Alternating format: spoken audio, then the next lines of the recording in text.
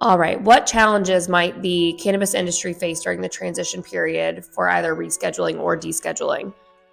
Well, I think some of the challenges basically comes down to number one is what role the government's going to play in the transition. Is it going to be led by the states? If so, then what is the role out there, and how is that information going to be communicated to the local retailers as well as cultivators? I think the other major challenge is what's the fallout? Who's going to get left behind? Um, and as we look at this from from a close view, or a bird's eye view, we're going to see some people not be able to sustain. And I think what needs to be spelled out, who's going to be affected, how they're going to be affected, or if not. The clarity is always lost because cannabis is a new industry. It's not matured. So how's that going to affect people from actually doing day-to-day operations? And are we going to be allowed to bank? There's going to be a lot of different things fall out, but I think if the government doesn't roll out, if it does not come from the top and go down, then that's going to be a problem. Now, the challenge is if the states who already put these rules in place and now they have to go back and amend things. Government works slow.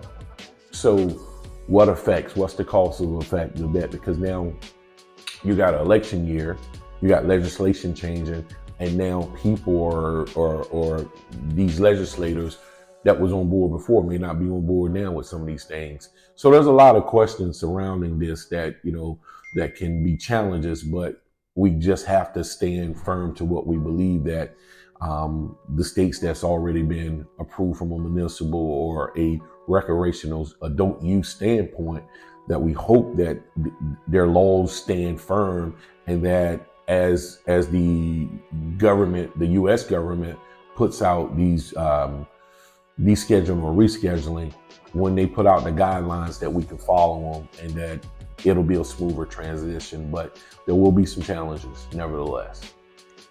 Absolutely.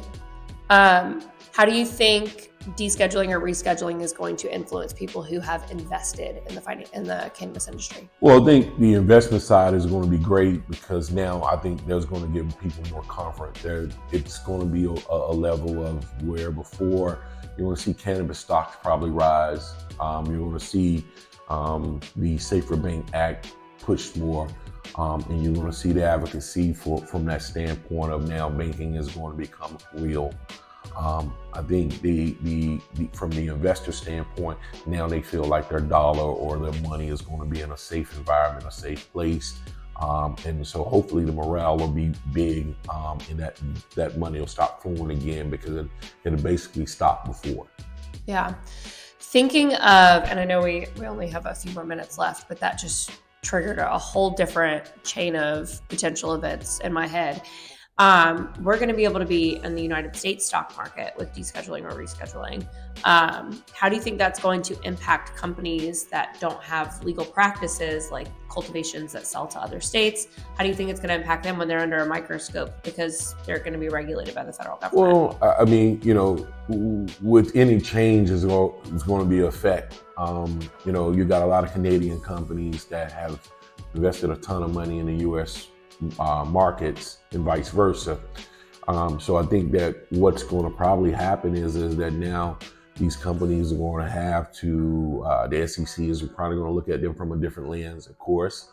But I think, compliance and regulations is necessary. Anytime that you get government involved, this is what happens.